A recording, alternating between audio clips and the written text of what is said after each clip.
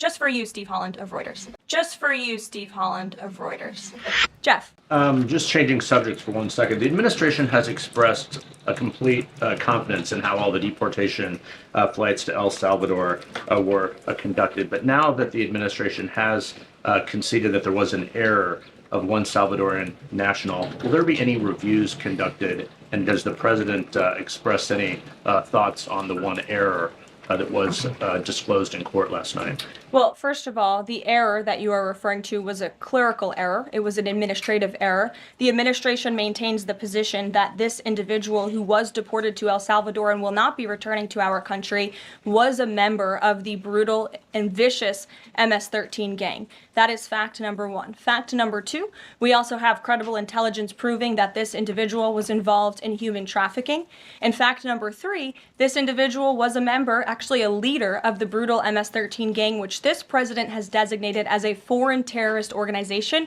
Fact number four is that foreign terrorists do not have legal protections in the United States of America anymore, and it is within the president's executive authority and power to deport these heinous individuals from American communities. It is a promise he campaigned on. It is a promise he is keeping. And every single person in this room should be grateful for that, considering especially MS-13 is very prevalent and prominent here in the District of Columbia, in Maryland, and in Virginia. And the president, the attorney general, everyone who has been involved in these operations is focused on eradicating these criminals and terrorists from our communities. The vice president said he was a convicted member of MS-13. What evidence is there to back that up?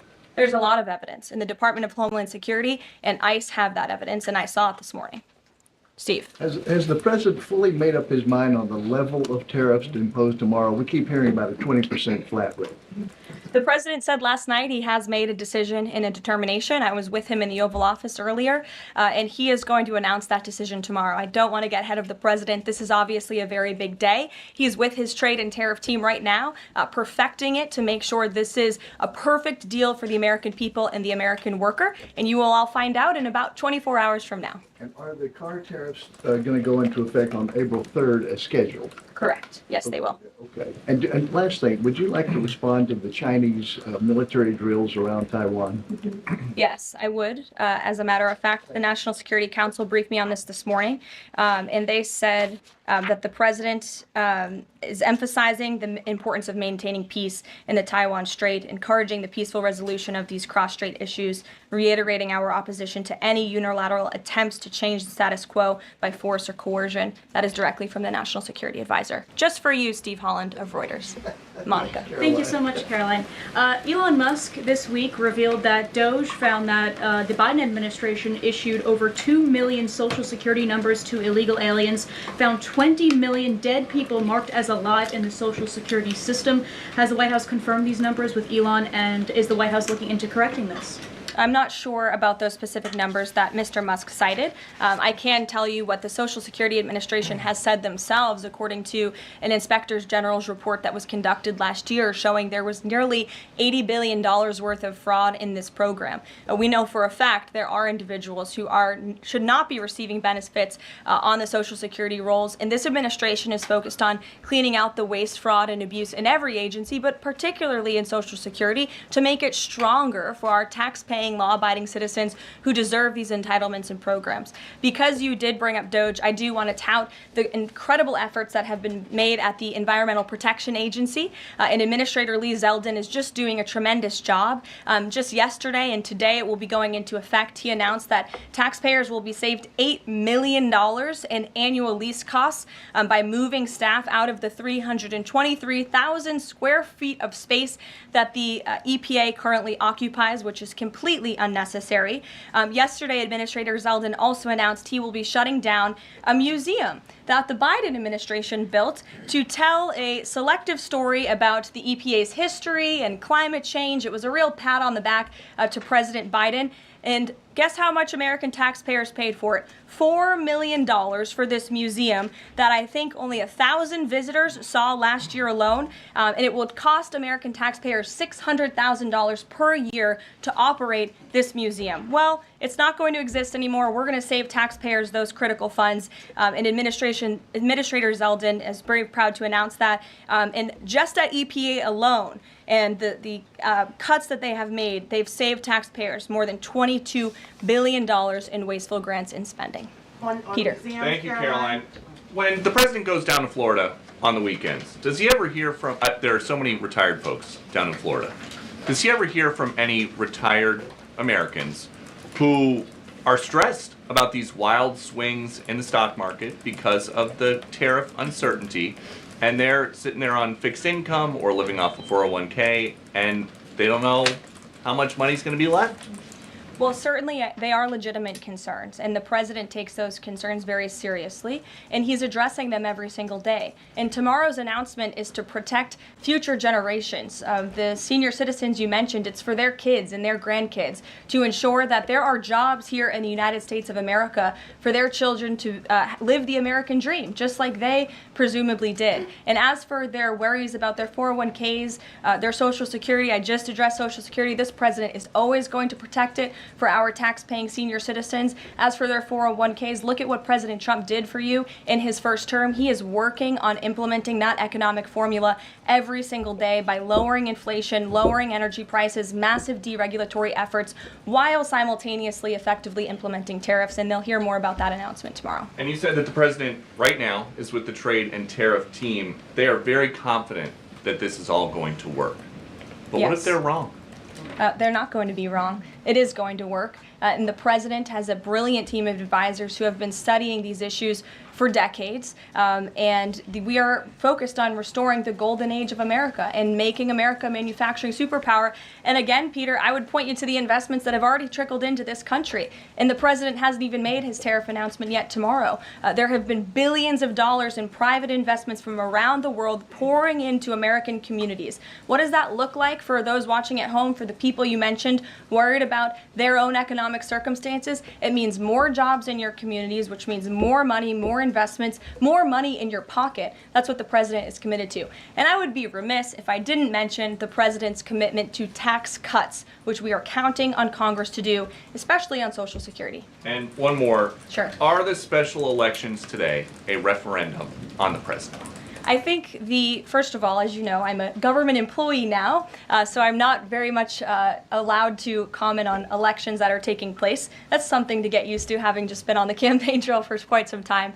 But the president is the leader of the America First movement and the MAGA movement. And that was made very clear on November the 5th when he received nearly 80 million votes. I could also say that it is the constitutional right of every law-abiding American in these places where these elections are being held to vote, and every American should exercise their constitutional rights. Sure. Thanks, Caroline. A few questions about this deportation case. First, I wanted to clarify something that you said to Jeff a few minutes ago. You said you'd seen evidence that this man was a convicted gang member.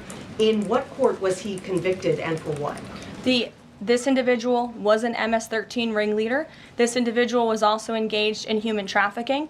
And I'm glad you brought up this point again, because I would like to point out that if you just saw the headline from the insane, failing Atlantic magazine this morning, you would think this individual was Father of the Year, living in Maryland, living a peaceful life, when that couldn't be further from the truth. They didn't even mention in the title of that article, or even in the first paragraph, that this individual is an illegal criminal who broke our nation's immigration laws.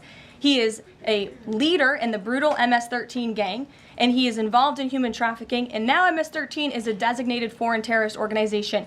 Foreign terrorists have no legal protections in the United States of America, and this administration is going to continue to deport foreign terrorists and illegal criminals from our nation's interior. But a judge ordered that he should remain in this country. So are you saying that it is okay to ignore a judge's ruling if you don't like it?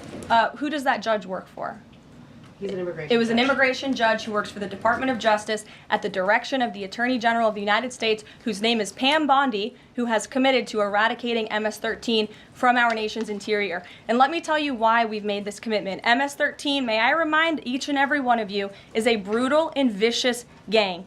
They raped and strangled a 20-year-old autistic woman to death in Maryland. They hacked 4 people to death with machetes in a park on Long Island. They have kidnapped, sexually tortured, and shot a teenage girl in Texas after she insulted them, allegedly. Killed and mutilated a 17-year-old girl in Virginia, stabbing him 16 times and cutting off his hands. They beheaded and cut out the heart of a man in Washington, D.C.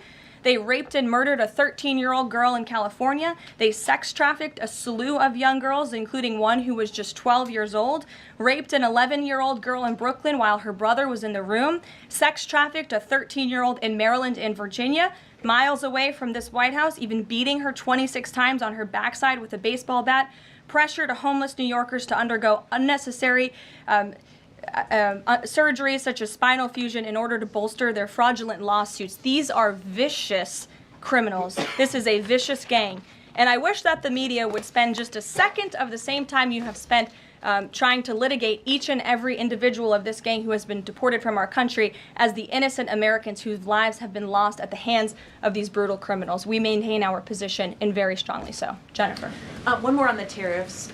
Can you say what the latest thinking is on the start date? I know you were just in the Oval. Are they all going to take effect this week on the reciprocal tariffs? And whenever they start, is that enough time for companies and everyone involved to adjust to that start date? My understanding is that the tariff announcement will come tomorrow. They will be effective immediately. And the president has been teasing this for quite some time, as you know. He's talked a lot about April 2nd as Liberation Day in America. It would be taking place today if not for April Fool's Day. But tomorrow will be the day, and he's been talking about it for a while. And as a result, you've seen these companies make commitments to investing right here in the United States. Jasmine. Thank you so much. I wonder, back on tariffs, what, if any, market indicators is the White House looking for to see if this tariffs plan is successful down the line? Well, look, the president has been asked and answered this question about the stock market and whether he's watching it. And I've said, and he has said, the market is a snapshot in time. Yesterday, Dow futures were up. And there's been a lot of talk about the market, and it was up yesterday. So, look, the president wants to ensure that all Americans make out well, particularly Main Street. That's the focus of these tariffs. But as I've said repeatedly, just like they were in his first term, Wall Street will be just fine. Shelby. Thanks. A bipartisan pair of senators sent a letter to the president today arguing that the recent strikes in Yemen are emboldening the Houthis and saying that Congress has not authorized war against them. Is the administration planning to consult with Congress at some point or going forward regarding the strikes, and any response on the letter? Well, I would absolutely reject Congress's claims. Who made those claims in Congress? Senator Jeff Merkley and Rand Paul. Okay, well, I would absolutely reject those claims. These Houthi strikes have been incredibly successful. Last time I was at this podium, there were more than 100 successful strikes. There have now been over 200 successful strikes against the Houthis. Iran is incredibly weakened as a result of these attacks, and we have seen they've taken out Houthi leaders. They've taken out critical members who were launching strikes on naval ships and on commercial vessels, and this operation will not stop until the freedom of navigation in this region is restored, which is a critical principle. And this president stands behind our Defense Department, who's doing a tremendous job. And are they going to, is the White House going to confer with Congress going forward on this? I would have to ask our team here at the White House, but the president is well within his authority, as is the Secretary of Defense. Again, these are defensive strikes. The Houthis have been launching attacks on U.S. naval vessels and commercial ships for quite some time. Go ahead.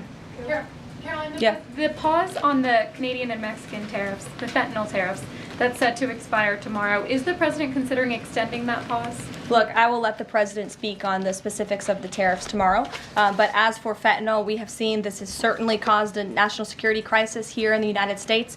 Fentanyl continues to be the #1 killer of young people in this country, and the president is very much focused on that. Deanna.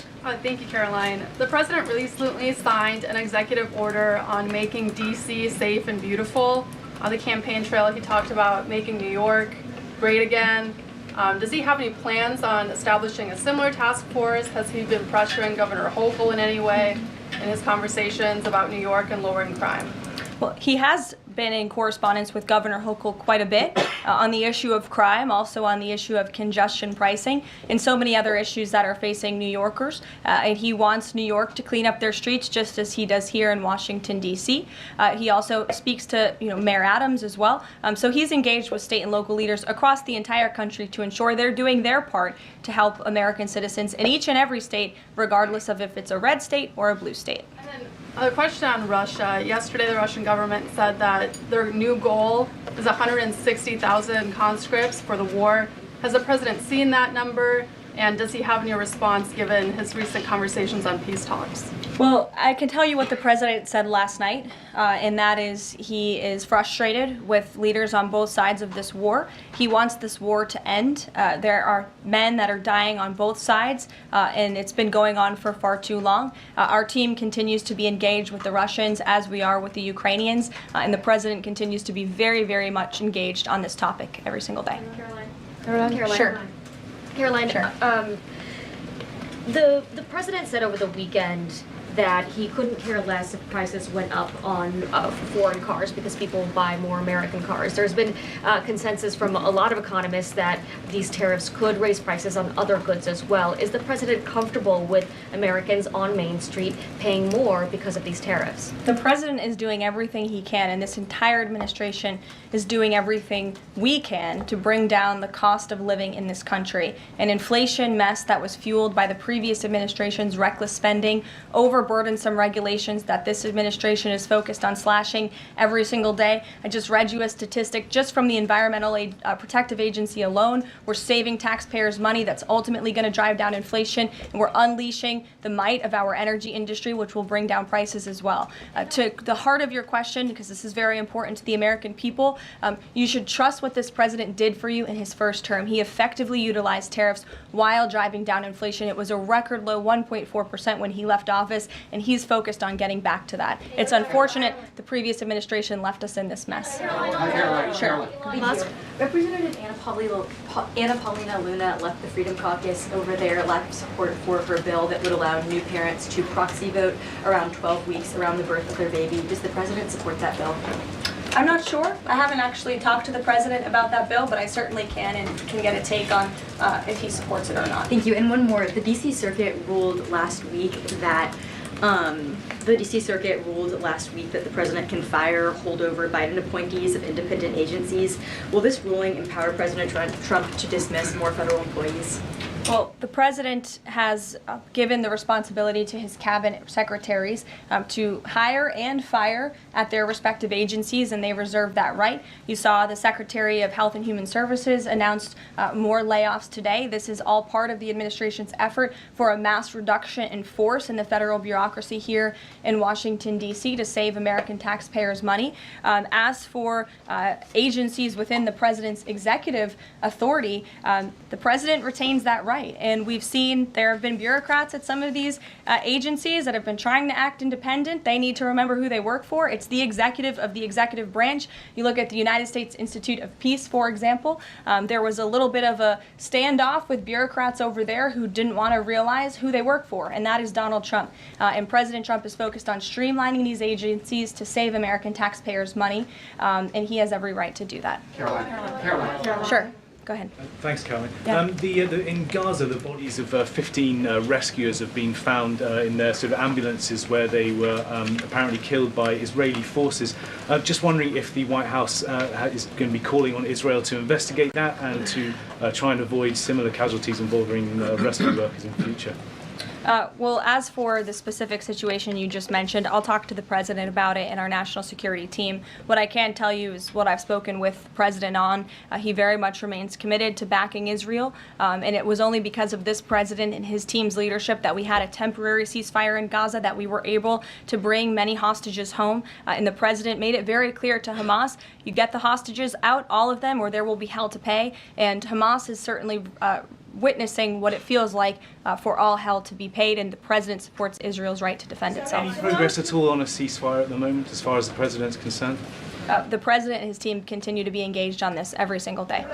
Sure. Caroline. Go ahead, So, I'm just wondering, related to that, if you have an approximate date for the president's first foreign trip. I think there was a little confusion yesterday about what month he was talking about. And then, will he need a ceasefire to be in place or closer, either in Gaza or in Ukraine, before that trip takes place? The president will be heading to Saudi Arabia in May. As for specific dates and details, we will be reading those out to you as soon as we possibly can. I know our teams are working on the details of that trip. And then again, as for a ceasefire, the president's made it clear that's what he wants to see in Russia and Ukraine, and his team continues to be engaged on it every day. And just quickly on Signal, you said case closed yesterday. Do you, as that case was closed, do you have anything that you can share about what was learned, how this can be avoided in the future, any sort of findings from that investigation? The case is closed, and the president continues to have confidence in his national security advisor. Yes, Kelly. Kelly. Thanks, Caroline. So Sorry, the Ed. president has said. Ed, I'll come to you after. The president has I'm said. glad you're so eager to ask a question.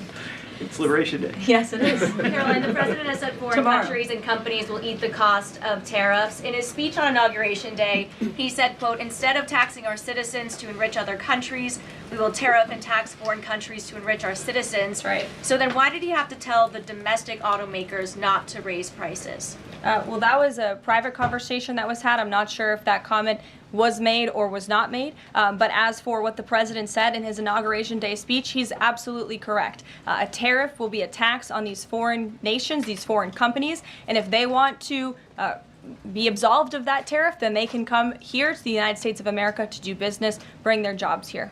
Edward, go ahead. Thank you. So Canadians have been negotiating with the Commerce Secretary over the trade, the tariffs. How many companies are mutually talking with the U.S. or countries are mutually talking with the U.S. to lower tariffs? I don't have a specific number, but I can tell you there have been quite a few countries that have called the president and have called his team in discussion about these tariffs. But again, there's one country the president cares most about, and it's the United States of America, and doing what's best for the people who elected him to this office to restore their jobs, their wealth, and their prosperity.